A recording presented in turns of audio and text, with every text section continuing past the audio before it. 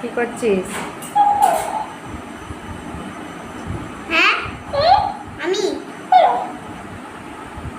আমি ওকে ভালো করে বানিয়ে দিচ্ছি। কেন? কারণ ও ভোলা বাবা।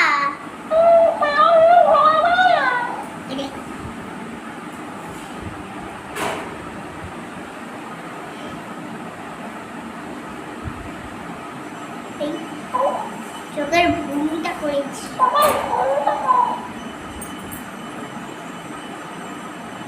এই দেখ, এই দেখ। এটা কে?